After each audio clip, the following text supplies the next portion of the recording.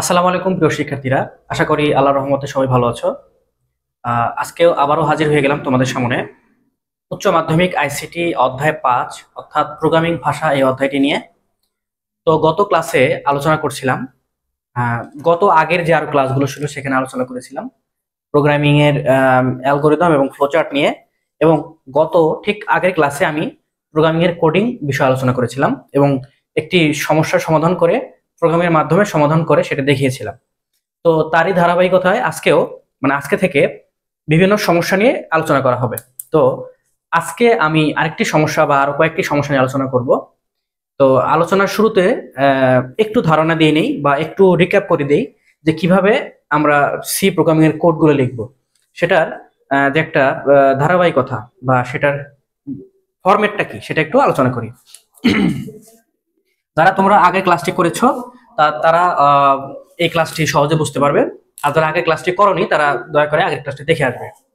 তো আমরা দেখেছিলাম যে সি প্রোগ্রামিং কোডিং করার সময় লিখতে হবে সেখানে দুটি হেডার ফাইল অবশ্যই ডিক্লেয়ার করতে হবে। একটি হচ্ছে ইনক্লুড stdio ডট এইচ, আরেকটি হচ্ছে ইনক্লুড কনিও ডট এইচ এবং মেইন। এরপর এখানে দেওয়া লাগছে আমাদের প্রথমে স্টেটমেন্ট। আমরা যে সমস্যাটা নিয়ে সমাধান করছিলাম সেই সমস্যার যে বিষয়টি নিয়ে আলোচনা হচ্ছিল, যেমন ধরো যে দুটি সংখ্যার যোগফল, দুটি সংখ্যার গুণফল, ভাগফল, বিয়োগফল যেটাই হোক না কেন, সেই সমস্যার সমাধানের জন্য আমাদের কি কি বা তুমি কোন কোন সংখ্যা নিয়ে কাজ করছিলে। যেমন দুটি সংখ্যার যোগফল করতে গেলে আমরা অবশ্যই স্বাভাবিকভাবে দুটি পূর্ণ সংখ্যা নিয়ে কাজ করেছিলাম বা কাজ করি, পূর্ণ সংখ্যা নিয়ে কাজ করি। তো পূর্ণ সংখ্যার জন্য অবশ্যই ইন্ট ইন্ট আনতে হবে, ইন্ট এ কমা বি। এবং এই দুটো পূর্ণ সংখ্যার যে ফলাফলটা আসবে, যোগফল, বিয়োগফল, ভাগফল, গুণফল, যেটা আসুক না কেন, সেটার জন্য যে মানটা আসবে ফলাফল, সেটাকেও একটা চলক ধরে নিতে হবে বা সেটাকেও পূর্ণ সংখ্যায়, সেটা কিন্তু পূর্ণ সংখ্যায় আসবে। এভাবে লিখে তারপরে আমরা সেমিকোলন দিয়ে লাইনটি শেষ করেছিলাম। তারপরে দিয়েছিলাম স্ক্যানএফ, তারপরে স্টেটমেন্টটা স্টেটমেন্টটা ছিল কি এ plus B x equal a plus B. তারপরে দিয়েছিলাম প্রিন্ট এফ, তারপরে গেট সিএস, এরপরে স্টপ করে দিয়েছিলাম, এরপরে সেকেন্ড ব্র্যাকেট দিয়ে প্রোগ্রামটা স্টপ করেছিলাম। তো আজকে নতুন একটি সমস্যা নিয়ে কাজ করি, সেটা হচ্ছে দুটি সংখ্যার যোগফল নিয়ে আমরা কতদিন কাজ করেছিলাম। আজকে যদি এরকম হয় যে তিনটি সংখ্যার যোগফল নির্ণয় করতে বলে, যদি বলে তিনটি সংখ্যার যোগফল নির্ণয় করো, সেক্ষেত্রে তুমি কি করবা? সেক্ষেত্রে আগে যেহেতু তোমরা এখনো প্রাথমিক পর্যায়ে আছো অ্যালগরিদম এবং ফ্লোচার্টের, তো শুরুতে তুমি অবশ্যই অ্যালগরিদম এবং ফ্লোচার্টটা এঁকে নিবা। তো আমি ছোট করে ডান দিকে ফ্লোচার্ট এবং অ্যালগরিদমটা লিখে দিচ্ছি এখানে। এটা হচ্ছে অ্যালগরিদম। স্টেপ 1 স্টার্ট করতে হবে। স্টেপ 2 ইনপুট দিতে হবে, যে যে সংখ্যাগুলো ইনপুট দিব সেটা ইনপুটটা এখানে লিখতে হবে। কি কি? ধরো আমি এ বি সি, যেহেতু তিনটি সংখ্যা, আমি এখানে লিখে নেই যে তিনটি সংখ্যার যোগফল, তিনটি সংখ্যার যোগফল নির্ণয়ের অ্যালগরিদম, ফ্লোচার্ট এবং সি প্রোগ্রাম। ইনপুট দিলাম এবিসি, এরপরে ফলাফলটি লিখবো, মানে প্রসেসিং। প্রথমটা স্টার্ট ধাপ, দ্বিতীয়টা ইনপুট ধাপ, তৃতীয়টা হচ্ছে ফলাফল বা প্রসেসিং ধাপ। সরি, ফলাফল না, প্রসেসিং ধাপ। এক্স ইকুয়াল, তাহলে তিনটি সংখ্যা হলে A plus B plus C, 4 number. চতুর্থ ধাপ কি? ফলাফল দেখানোর ধাপ। তাহলে প্রিন্ট এ বি সি, না, এখানে লিখতে হবে প্রিন্ট এক্স, অর্থাৎ যে ফলাফলটা আসলো সেইটার ফলাফল লিখতে হবে এখানে। 5 নাম্বার আমরা স্টপ করে দেব। এই ছিল তিনটি সংখ্যার যোগফল নির্ণয়ের অ্যালগরিদম। আমি বলেছিলাম যে অ্যালগরিদম পারলে ফ্লোচার্ট পারবা, আর ফ্লোচার্ট পারলে সি প্রোগ্রাম সহজে পারবা। আর যারা সবগুলো পারো, ঠিকমতো অ্যালগরিদম এবং ফ্লোচার্ট ভালো মতো বুঝে যাবা, তখন আর তোমার অ্যালগরিদমও করা লাগবে না, ফ্লোচার্টও করতে হবে না, তুমি সরাসরি তখন প্রোগ্রাম করতে পারবা। এরপরে যদি ফ্লোচার্ট করি তাহলে কি হবে? স্টার্ট করতে হবে, তারপরে ইনপুট দিতে হবে, ইনপুটে সামান্তরিক থাকবে। ইনপুট কি কি দিব আমরা? ইনপুট দিব এ বি সি। প্রসেসিং ধাপে কি থাকবে? প্রসেসিং ধাপে থাকবে x equals to a plus B plus c, processing ধাপে থাকবে x equal to a plus B plus c. এরপর আউটপুট মানে প্রিন্ট, প্রিন্ট মানে তো আউটপুট এক্স। এরপর আমরা শেষ করে দেবো স্টপ দিয়ে। তো যারা অ্যালগরিদম এবং ফ্লোচার্ট খুব ভালো মতো বুঝবা তাদের কিন্তু সি প্রোগ্রামিং কোনো সমস্যা হবে না। আর যারা তিনটাই ঠিক মতো বুঝে যাবা তখন আর তোমার এই অ্যালগরিদম ফ্লোচার্ট করতে হবে না, সরাসরি তুমি সি করতে পারবা। তাহলে এটাকে আমরা এখন সি প্রোগ্রামে রূপান্তর করি। তাহলে উপরে এই দুটো লাইন ঠিকই আছে, include stdio, include conio dot h এবং মেইন, এই তিনটা হেডার ফাইল এবং হেডার ফাইল ঠিকই আছে। কিন্তু এখন নিচে লিখতে হবে ইন্ট, যেহেতু তিনটি সংখ্যার যোগফল আমরা স্বাভাবিকভাবে পূর্ণ সংখ্যা দিয়ে করে থাকি। তাহলে এখানে আরেকটি চলক বেড়ে যাবে, সি বেড়ে যাবে এবং ফলাফল যে এক্স সেটা এখানে চলে আসবে। সেমিকোলন দিতে হবে যেহেতু এটা একটা ফাংশন লাইন। এরপর স্ক্যানএফ মানে ইনপুট দিতে হবে, মানে স্টার্ট গেল, এবার ইনপুট দিব আমরা, ইনপুট ধাপ এটা আমাদের। স্ক্যানএফ, স্ক্যানএফে কি থাকবে, ইনভার্টেড কমা, ইনভার্টেড কমা, তারপরে পার্সেন্ট ডি। এবার কয়টি পার্সেন্ট ডি হবে, ইনপুটে কয়টি আছে দেখো, এ বি সি, তিনটা ইনপুট আছে, সুতরাং পার্সেন্ট ডি এবার তিনটা হবে, তিনটা পার্সেন্ট ডি হবে, percent D, percent D, percent D. এবং এখানে কোনোভাবেই কি দেওয়া যাবে না, কমা দেওয়া যাবে না, কিন্তু বাকিগুলোতে কমা দিতে হবে। সেটা কি, চলকের নামে কমা দিতে হবে। এন্ড সি, জায়গা স্বল্পতার কারণে আমি নিচে লিখলাম, তোমরা কিন্তু সরাসরি সোজাই লিখে দিবা। গেল। এরপর তাহলে কোনটা গেল, স্টার্ট গেল, ইনপুট গেল। এবার প্রসেসিং ধাপ, প্রসেসিং ধাপটা কি, যা আছে হুবহু তাই লিখে দিতে হবে, এ প্লাস বি প্লাস সি, যা ছিল হুবহু আমি তাই লিখে দিলাম। আচ্ছা, এরপর প্রিন্ট, এই ধাপটি প্রিন্ট, প্রিন্ট এফ দিতে হবে পার্সেন্টেজ, যেহেতু এক্স এটিও একটি চলক এবং এটি একটি পূর্ণ সংখ্যা, সুতরাং এখানেও পার্সেন্ট ডি এই কথাটি আসবে, মানে এই ফরম্যাটটি আসবে পার্সেন্ট ডি। এরপর ওই চলকটিকে, চলকের নামটা উল্লেখ করতে হবে এক্স, কিন্তু এক্স এর আগে আমরা জানি যে প্রিন্ট এফ এ এক্স এর আগে কখনো এন্ড হয় না, তাহলে এখানে এন্ড দেয়া যাবে না, অবশ্যই একটি সেমিকোলন, এখানেও সেমিকোলন দিতে হবে, কিন্তু স্ক্যানএফে সেমিকোলন দিতে হবে। আচ্ছা, তারপরে গেট সিআইস, তারপরে স্টপ কাজ মানে গেট সিআইস, এরপর সেকেন্ড ব্র্যাকেট ক্লোজ। এই হচ্ছে তিনটি সংখ্যার যোগফল নির্ণয়ের অ্যালগরিদম। এবার যদি তোমাকে বলে তিনটি সংখ্যার গুণফল নির্ণয়ের অ্যালগরিদম বের করো, তাহলে কি করতে হবে, একই জিনিস, এখানে শুধুমাত্র কি ব্যবহার করতে হবে, এখানে শুধুমাত্র গুণন চিহ্ন ব্যবহার করতে হবে, গুণন চিহ্ন ব্যবহার করতে হবে, এখানেও গুণন চিহ্ন ব্যবহার করতে হবে, কোথায়, এখানে, এই অর্থাৎ সূত্রটা, অর্থাৎ যে প্রসেসিং যে ধাপটা আছে সেই ধাপে গুণন চিহ্ন ব্যবহার করতে হবে। তো অ্যালগরিদম এবং ফ্লোচার্টে তোমরা স্বাভাবিক গুণন চিহ্নটা ব্যবহার করবা, কিন্তু প্রোগ্রামে এসে কিন্তু এটা গুণন চিহ্নটা চেঞ্জ করতে হবে। কিভাবে, গুণনটাকে দিতে হবে স্টার।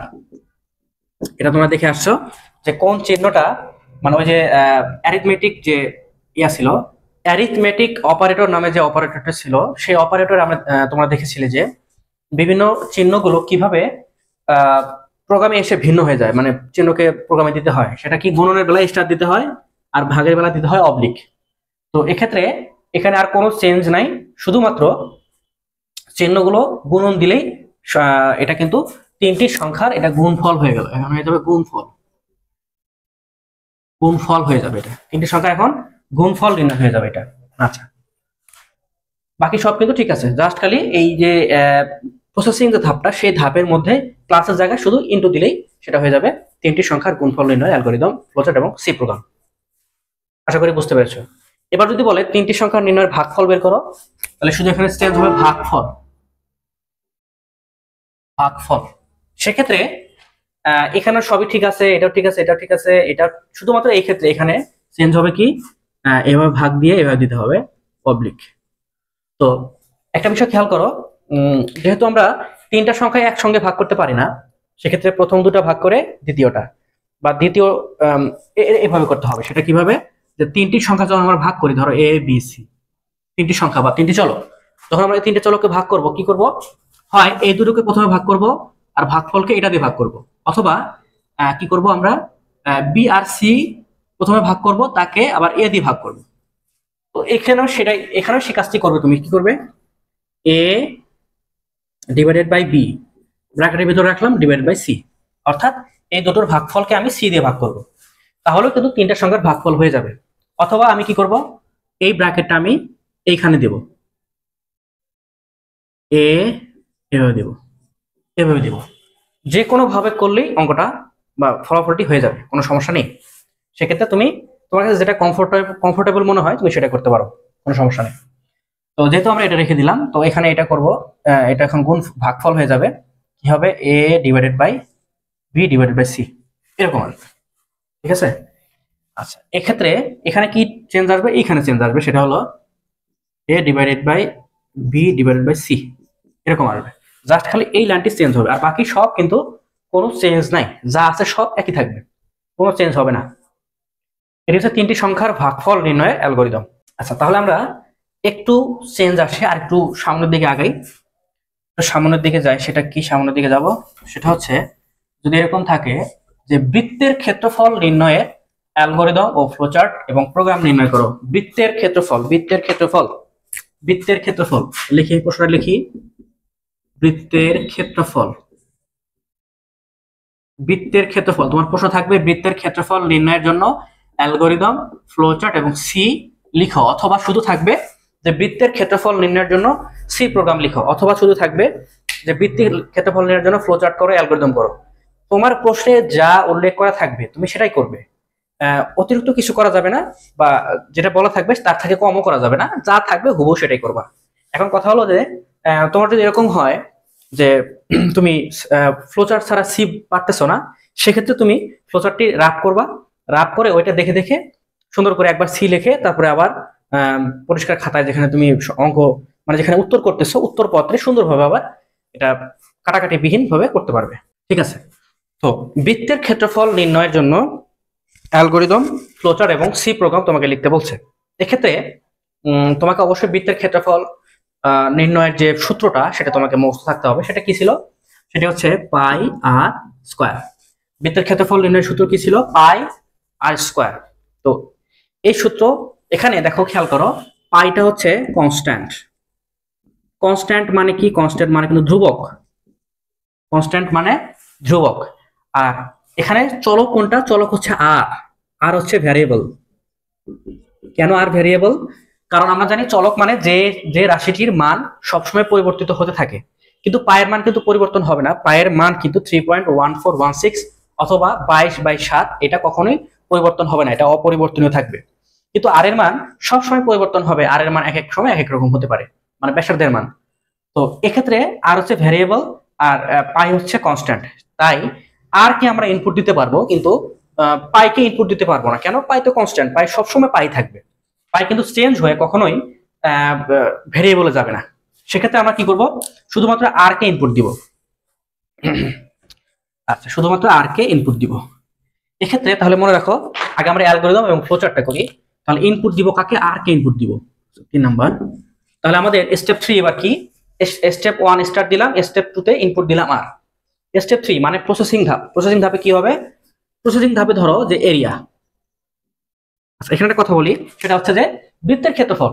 এখন তুমি এইখানে যা দিবা এইটাই তোমার ফলাফলে প্রদর্শন করবে। কি, তুমি যদি বলো যে এরিয়া অফ সার্কেল, সমস্যা নাই, শুধু এ সমস্যা নাই, শুধু এক্স কোনো সমস্যা নাই, তাহলে আমি দিতে পারি এরিয়া দিতে পারি, অথবা শুধু এক্স ইকুয়াল দিতে পারি, অথবা দিতে পারি এরিয়া অফ সার্কেল, এতে কোনো সমস্যা নাই।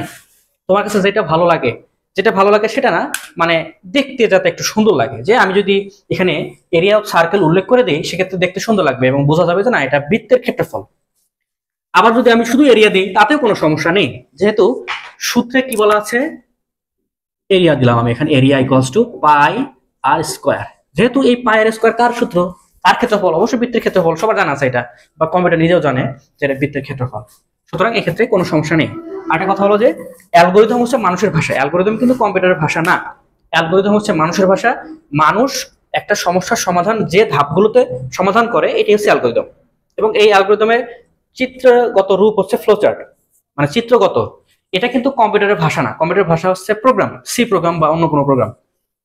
এটা আমাদের ভাষা, আমরা যেভাবে সাজায় লিখতে পারবো, এতে কোনো সমস্যা নাই। স্টেপ 4, স্টেপ 4 এ কি হবে, যে প্রিন্ট এক্ষেত্রে তুমি যেটা আউটপুট হিসেবে লিখেছো, না যেটা তোমার ফলাফল লিখেছো, মানে এরিয়া লিখেছো ফলাফল, এক্স লিখেছো ফলাফলে এ লিখেছো, যেটা লিখেছো সেটাকে তোমাকে প্রিন্ট করে দেখাইতে হবে। মানে যেটাই লিখেছো ওইটাই তোমার ফলাফলে আসবে। তাহলে প্রিন্ট আসবে এরিয়া। প্রিন্ট কেন এরিয়া দিলাম? যেহেতু আমার এই ফলাফলটা এখানে এরিয়াতে দেওয়া আছে, সুতরাং প্রিন্ট এরিয়া, এরিয়াকে প্রিন্ট করতে হবে এবং সর্বশেষ এটাকে স্টপ করে থামাতে হবে। আচ্ছা, এবার ফ্লো চার্টটা করে দেখি।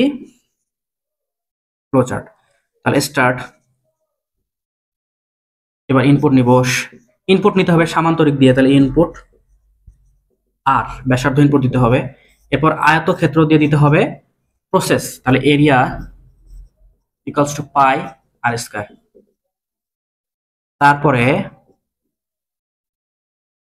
প্রিন্ট করতে হবে এরিয়াকে, প্রিন্ট এরিয়া। সর্বশেষ ধাপ হচ্ছে স্টপ করে দিতে হবে, স্টপ। আশা করি এতটুকু বুঝতে পেরেছো। এগুলো আগের পড়াই এক সেম, শুধুমাত্র এখানে ইনপুটের ক্ষেত্রে ভিন্ন আছে আর এরিয়ার সূত্রটা ভিন্ন আছে।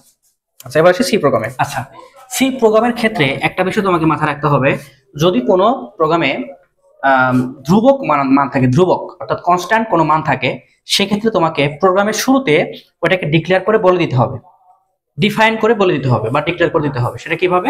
তুমি মেইন ফাংশন লেখার আগে এখানে বলে দিবা যে ডিফাইন, আরেকটি হেডার ফাইল হবে, সেটা হচ্ছে ডিফাইন পাই, সেটা কি 3.1416। এই পায়ের মানটাকে ডিফাইন করে বর্ণনা করে দিতে হবে। কোন ক্ষেত্রে? শুধুমাত্র যে ক্ষেত্রে কনস্ট্যান্ট বা ধ্রুবক এই মানগুলো আসবে সেক্ষেত্রেই শুধুমাত্র সেই মানটাকে ডিফাইন করে, প্রোগ্রামের ক্ষেত্রে, এই ক্ষেত্রে না, অ্যালগরিদম বা ফ্লোচার্টের ক্ষেত্রে না, প্রোগ্রামের ক্ষেত্রে ডিক্লেয়ার করে বলে দিতে হবে। তুমি মনে রাখবা। এরপরে তোমার মেইন ফাংশন, মেইনের কাজটা হবে মেইন, এরপর মেইন। তারপরে আমরা দিব এখানে, আচ্ছা এখন দেখো তো পাই আর স্কোয়ার, এখানে পায়ের মানটা কিসে আসে? দশমিকে আছে। আমরা জানি দশমিক সংখ্যা কোনটা আসলে? দশমিক কি পূর্ণ সংখ্যা? না, দশমিক কিন্তু ভগ্নাংশ সংখ্যা, বা এটাকে দশমিক আর ভগ্নাংশ একই জিনিস, ঠিক আছে? ভগ্নাংশটাকেই ভাগ করলেই দশমিক চলে আসে। তো এক্ষেত্রে দেখো এই সংখ্যাটি কিন্তু আমরা প্রোগ্রামে ব্যবহার করতেছি, সুতরাং এখানে আমরা এটাকে ইন্ট তো বলতেই পারবো না, পূর্ণ সংখ্যা তো কখনই না, অবশ্যই এটা ফ্লট, সুতরাং আমরা দিব এখানে ফ্লট। তাহলে যদি এই মানটা ফ্লোট হয়, তাহলে আমাদের বৃত্তের ক্ষেত্রফলের মানেই কিন্তু ফ্লোট আসবে, কোনো সংখ্যা আসবে না, এখানেও কি আসবে? ফ্লোট আসবে। তো আমরা ফ্লোট হিসেবে কোন এখন আমরা দেখো আমাদের এই প্রোগ্রামে আমরা কি কি ব্যবহার করতেছি? আমরা ব্যবহার করতেছি আর, ব্যবহার করতেছি এরিয়া। এই দুইটা মান কিন্তু আমাদের এখানে, একটা আর এর মান আমাদের ইনপুট দিতে হবে আর এরিয়া মানটা আমাদের বের হয়ে আসবে। সুতরাং আমরা এই দুটাকে এখানে কি ধরবো? এখানে আমরা ইনপুট দিলাম আর সরি ফ্লোট হিসেবে ধরে নিলাম আর এবং এরিয়া, স্টেটমেন্ট করে দিলাম এটার, যে বলে দিলাম যে আমি এই অ্যালগরিদম এবং এই প্রোগ্রামে আমি আর এবং এরিয়া এই দুটাকে নিয়ে আমি কাজ করব। এরপরের লাইন হবে স্ক্যানএফ, ঠিক আছে? তো দেখো স্ক্যানএফ আমি কি লিখবো? প্রথমে অবশ্যই ইনভার্টেড কমা দিতে হবে। ইনভার্টেড কমা দেওয়ার পরে তোমার এখানে, এবার আমরা স্টার্ট তো শেষ হয়ে গেছে, এবার ইনপুটের কাজ করবো। এখানে স্ক্যানএফ মানে ইনপুটে কি আছে? শুধু আর আছে, ইনপুটে কিন্তু শুধু আর আছে, তো শুধু আর কে ইনপুট দিতে হবে। তাহলে শুধু আর। দেখো এখানে ফ্লটের ফরম্যাট কি? ফ্লটের ফর কিন্তু পার্সেন্ট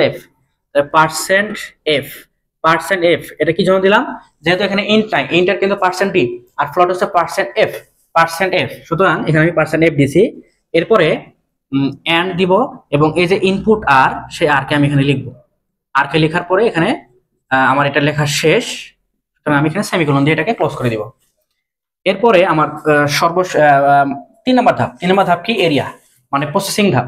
তো আমি এখানে যা আছে তাই লিখবো, এরিয়া ইকুয়ালস টু পাই। দেখো এখানে কি আছে? পাই আর স্কোয়ার, এভাবে আছে না?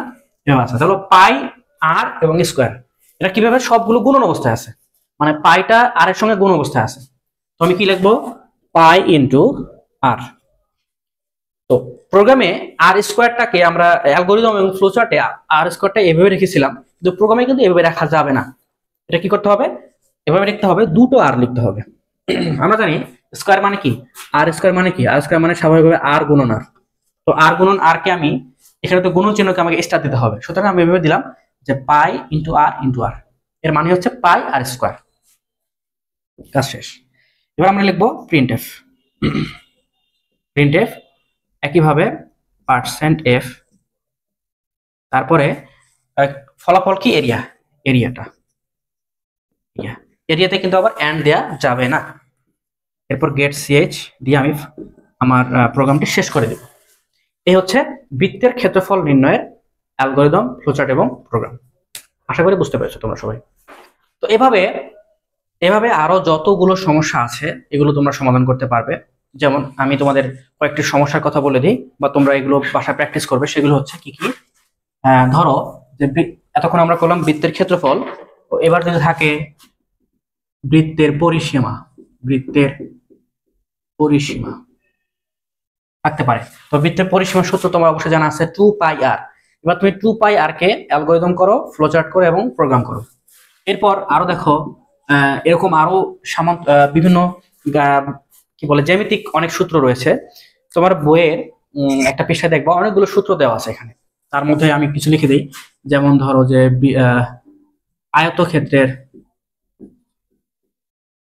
আয়তক্ষেত্রের ক্ষেত্রফল ও পরিসীমা, তারপরে সামান্তরিকের সামান্তরিকের সামান্তরিকের ক্ষেত্রফল ও পরিসীমা, বর্গের ক্ষেত্রফল ও পরিসীমা, রম্বসের ক্ষেত্রফল পরিসীমা। তাহলে চতুর্ভুজ লেখা, এবার আসো ত্রিভুজের ক্ষেত্রফল পরিসীমা। এবার আসো সমকোণী ত্রিভুজের, তারপরে দেখো সমবাহু ক্ষেত্রফল পরিসীমা, সমদ্বিবাহু ক্ষেত্রফল পরিসীমা, বিষমবাহু আছে, বিষমবাহু ক্ষেত্রফল পরিসীমা আছে। এভাবে ট্রাপিজিয়াম আছে। তো এভাবে তোমাদের বইয়ে সম্ভবত প্রায় 29টা থেকে 38টার মতো সূত্র আছে। এই সূত্রগুলো তোমরা ঠিক এভাবে সমাধান করার চেষ্টা করবে। তো এগুলো মোটামুটি একই ধরনের, শুধুমাত্র সূত্রের ক্ষেত্রে কিছুটা ভিন্নতা আছে। তো এর মধ্যে আমি দু একটা সমাধান করে দিই, যেগুলো একটু ঝামেলা বেশি সেগুলো একটু সমাধান করে দিই। যেমন ধরো, আচ্ছা তোমাদের একটা গুরুত্বপূর্ণ একটা আসে, সেটা হচ্ছে সেলসিয়াস থেকে ফারেনহাইট। এটা একটু সমাধান করে দিই। সেলসিয়াস থেকে ফারেনহাইট এটা একটু সমাধান করে দিই। সেলসিয়াস থেকে ফারেনহাইট, অথবা ভাইস ভার্সা, মানে সেলসিয়াস থেকে ফারেনহাইট অথবা ফারেনহাইট থেকে সেলসিয়াস, এইভাবে কিন্তু অঙ্কটি থাকে। তো সেলসিয়াস থেকে ফারেনহাইটের একটা সূত্র আছে, তোমরা ছোটবেলায় এটা পড়ে আসছো হয়তো। সেখানে এই সূত্রটা মেইন একটা সূত্র আছে। সেই সূত্রটা কি, c/5 ইকুয়ালস টু, সেলসিয়াস থেকে ফারেনহাইটের মেইন সূত্রটা হচ্ছে c/5 ইকুয়ালস টু f - 32/9। এটা হচ্ছে মেইন সূত্র,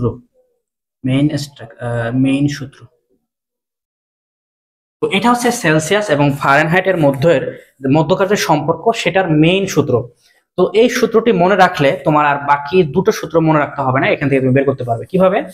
যদি আমি বলি যে সেলসিয়াসের মান বের করতে হবে, এটা কিন্তু একটা সমীকরণ। এই সমীকরণ থেকে তোমাকে বলা হলো সেলসিয়াসের মান বের করো, তাহলে কি করতে হবে?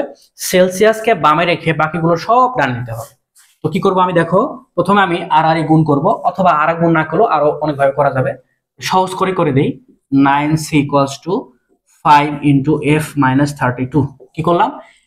c এর সঙ্গে 9 গুণ করলাম, আর 5 এর সঙ্গে এটা গুণ করলাম, আর গুণ করলাম বা আর গুণ করলাম। এবার সুতরাং এবার লাস্ট একটি আছে, c ইকুয়ালস টু হবে 5 ইন্টু f - 32/9। এটা হচ্ছে c বের করার সূত্র। এটা। এবার যদি তোমাকে বলে আচ্ছা তুমি f বের করো, এই সূত্র থেকে f বের করবো আমি, তাহলে দেখো c/5, আবার লিখি f - 32/9। এখান থেকে তোমাকে বলছে f বের করো, তাহলে কি করতে হবে? আবার একই অবস্থা, আমি আর গুণ করবো, 5 into f - 32 equals to 9c।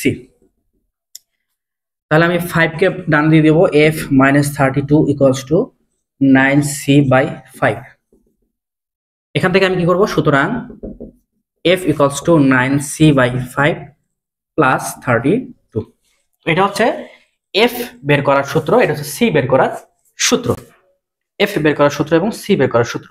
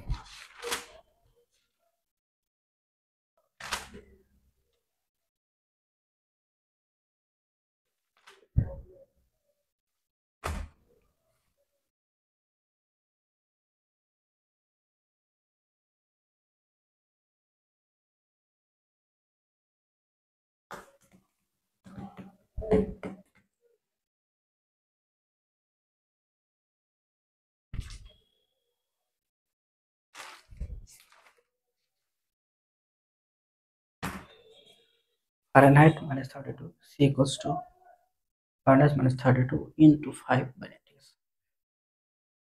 তো দেখো এটি হচ্ছে সেলসিয়াস বের করার সূত্র আর এটি হচ্ছে ফারেনহাইট বের করার সূত্র, মনে রাখো তাহলেই হবে।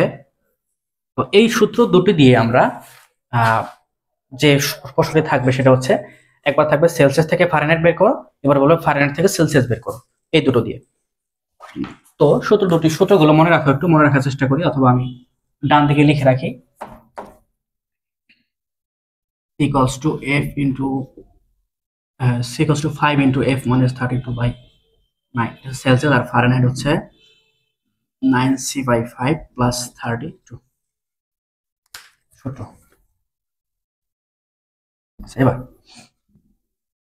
যদি বলে যে সেলসিয়াস থেকে ফারেনহাইট বের করো, মানে সেলসিয়াস থেকে ফারেনহাইট, তোমাকে এটা বললো। আচ্ছা তুমি একটু বেশি খেয়াল করো যে সেলসিয়াস থেকে তোমাকে ফারেনহাইট বের করতে বলছে। তো আমি অ্যালগরিদম শুরু করি। তাহলে 1 নম্বর ধাপ হচ্ছে স্টার্ট, 2 নম্বর ধাপ হচ্ছে ইনপুট। তাহলে দেখো বিষয়টা দেখো, আমি সূত্রগুলো লিখে দিয়েছি ডান দিকে। এবার আমি মেইন কাজ শুরু করবো, অ্যালগরিদম শুরু করি। অ্যালগরিদমটা কি, সেটা হচ্ছে সেলসিয়াস থেকে ফারেনহাইট। এটা হচ্ছে আমাদের সমস্যা। তোমাকে বলবে সেলসিয়াস থেকে ফারেনহাইট বের করার অ্যালগরিদম করো, ফ্লোচার্ট করো এবং প্রোগ্রাম করো। তো দেখো খেয়াল করো বিষয়টা, একটা বিষয় খেয়াল করো। আমি অ্যালগরিদম শুরু করেছি। স্টেপ 1 হলো স্টার্ট, স্টেপ 2 হচ্ছে ইনপুট। এখন তুমি ইনপুট কি দিবে, এটা হচ্ছে মূল কথা। কি বের করতে বলেছে, সেলসিয়াস থেকে ফারেনহাইট। সেলসিয়াস থেকে ফারেনহাইট, তাহলে সেলসিয়াস থেকে ফারেনহাইট। কি থেকে ফারেনহাইট, সেলসিয়াস থেকে ফারেনহাইট, মানে আমরা সেলসিয়াসের মান ইনপুট দিলে বের হবে ফারেনহাইট। সেলসিয়াসের মান ইনপুট দিলে বের হবে ফারেনহাইট। তাহলে যেটা বের হবে সেটাই তো বাম দিকে থাকবে, যেটা বের হবে সেটা কিন্তু কিছু থাকবে, সেটা থাকবে বাম দিকে। আর ইনপুট দিব যার থেকে বের করতে বলছে তাকে ইনপুট দিতে হবে। তাহলে সেলসিয়াস দিতে হবে ইনপুট। সুতরাং আমাদের সূত্র হবে কিন্তু এইটা, f equals to 9c/5 plus 32। এটা হবে সূত্র। কেন, কারণ বলেছে সেলসিয়াস থেকে ফারেনহাইট, মানে ফারেনহাইটের মান বের হবে, আউটপুট হবে ফারেনহাইট, তাহলে ইনপুট আমি দিব সেলসিয়াস। স্টেপ 3 তে কি আছে, সূত্রটা লিখবো আমি, f equals to 9c/5 plus 32 print f মানে প্রিন্ট বের হবে, ফারেনহাইটের মানটা প্রিন্ট হবে। এরপরে 5 স্টপ করে দেব আমি, আচ্ছা এবার আমি ফ্লোচার্ট করি। ফ্লোচার্ট স্টার্ট,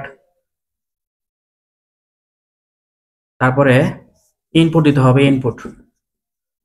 ইনপুট দিতে হবে সি, সেলসিয়াসকে ইনপুট করতে হবে।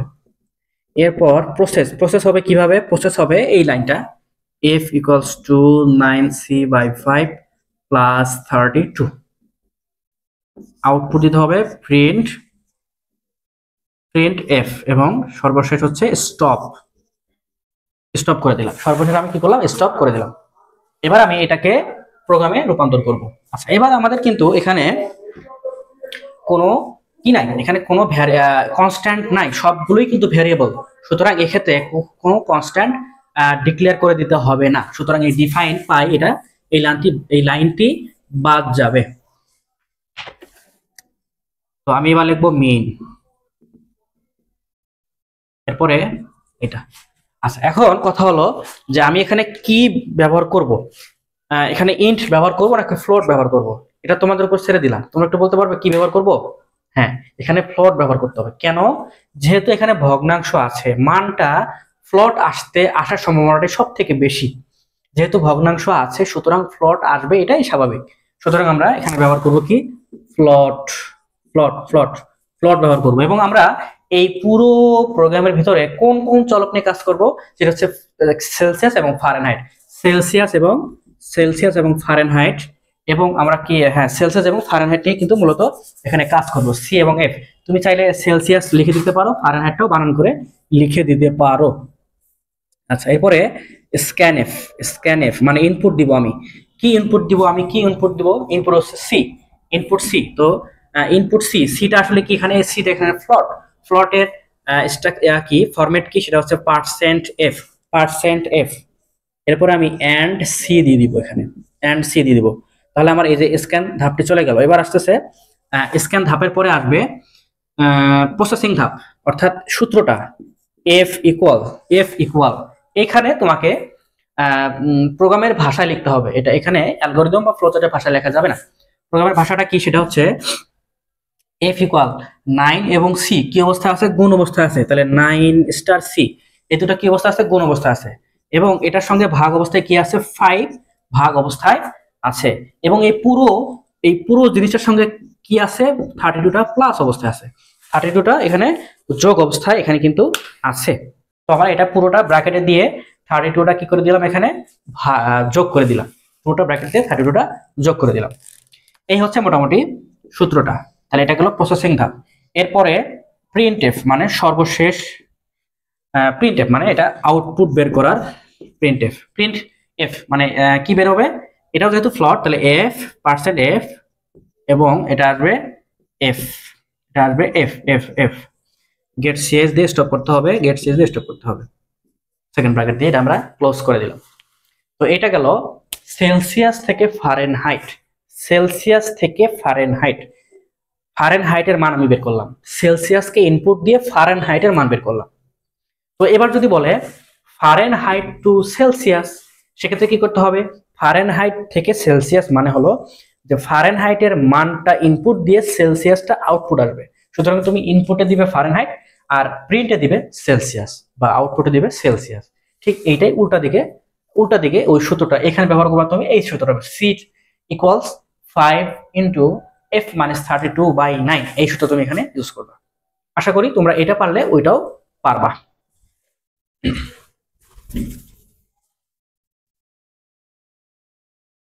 এবার পরবর্তী যে সমস্যাটি আমরা সমাধান করব সেটা হচ্ছে 3টি সংখ্যার গড় নির্ণয়ের অ্যালগরিদম, ফ্লোচার্ট এবং প্রোগ্রাম। 3টি সংখ্যার গড় একেবারেই সোজা। 3টি সংখ্যার গড় নির্ণয়ের অ্যালগরিদম, ফ্লোচার্ট এবং প্রোগ্রাম। 3টি সংখ্যার গড় নির্ণয় অ্যালগরিদম, ফ্লোচার্ট এবং প্রোগ্রাম। আচ্ছা, তাহলে স্টেপ 1 প্রথমে আমরা শুরু করব অ্যালগরিদম থেকে। Step 1 start. এবার আমি ইনপুট দিব, 3টি সংখ্যা ইনপুট দিব। আচ্ছা, এখানে বলা নেই যে 3টি সংখ্যা এত এত এত, তুমি এই সংখ্যাগুলো এর গড় নির্ণয় করো, এখানে কিন্তু বলা নেই। সুতরাং তোমাকে অবশ্যই ভ্যারিয়েবল বা চলক ধরে নিতে হবে 3টি সংখ্যা। আমি ধরে নিলাম ইনপুট a, b, c। তাহলে আমি কি ধরে নিলাম? Input a, b, c। আমি এই abc ইনপুট দিব।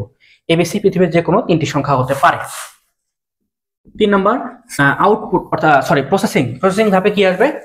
আমরা জানি গড় নির্ণয়ের সূত্র হচ্ছে 3টি সংখ্যার গড় মানে 3টি সংখ্যা যোগ করে 3 দিয়ে ভাগ। এটা হচ্ছে গড় নির্ণয়ের সূত্র। আমি দিতে পারি অ্যাভারেজ অথবা a অথবা avg অথবা x, তোমার যা মন চায় তুমি সেখানে দিবা। অ্যাভারেজ দেওয়ার মানে হচ্ছে এটা বোঝার জন্য যে আমি এখানে অ্যাভারেজ বের করতেছি। আমি চাইলে এখানে a দিতে পারি বা avg দিতে পারি, কোনো সমস্যা নেই। তাহলে avg সূত্র কি হবে? a plus b plus c by 3 হচ্ছে অ্যাভারেজের সূত্র বা 3টি সংখ্যার গড় নির্ণয়ের সূত্র। এরপর তোমাকে যদি বলে আরো বেশি সংখ্যার গড়, তাহলে সেই সংখ্যাগুলো ধরো যে 10টি সংখ্যার গড়, তাহলে 10টি চলক হবে a b c d, এরকম 10টি চলক যে পর্যন্ত হবে, তারপর নিচে 10 দিয়ে ভাগ করতে হবে। এটাই নিয়ম। 4 নাম্বার, এবার বলছে আউটপুট বের করতে হবে। প্রিন্ট avg, তুমি যা ধরেছো সেটাই তুমি এখানে প্রিন্ট করবা। এবং 5 নাম্বার স্টপ। এই হচ্ছে 3টি সংখ্যার গড় নির্ণয়ের অ্যালগরিদম।